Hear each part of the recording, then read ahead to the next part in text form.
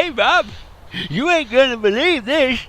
I just been having me a bit of a to and fro with a bunch of atheists. They protesting over something in town. They waving their big placards and shit. What do placards say, Joe?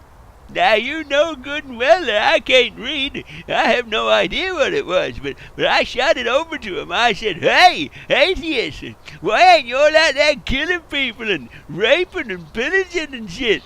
And you know what they said? What they say, Joe? They said that they don't like to do that shit.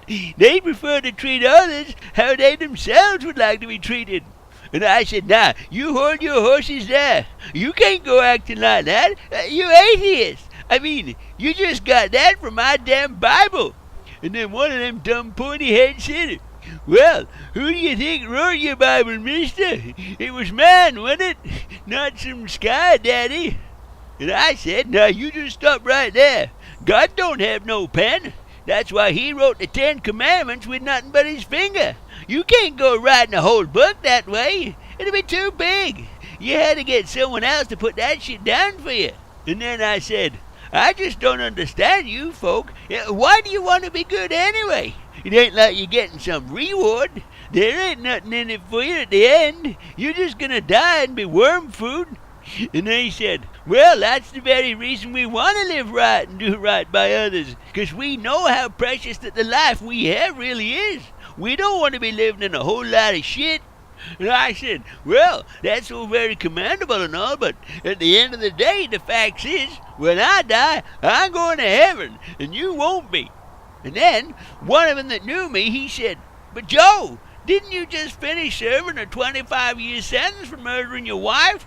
And I said, yeah, but God's forgive me for that, but your lack of faith is going to burn you. And then they had the temerity to ask me what my faith was predicated on.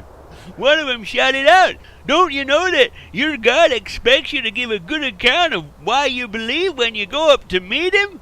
He ain't just going to let you in on the say-so of it. And I said, don't you worry. When God asks me why I believe, I just tell him straight.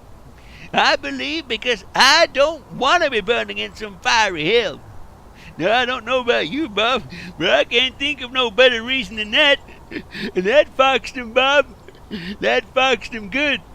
And you know how I know? 'Cause the fella closest me, he took his hand and he slapped his forehead like he was trying to jumpstart his brain. Then the fella next to him, he did the same thing. And before you know it, they was all doing it. I got him, Bob. I got him.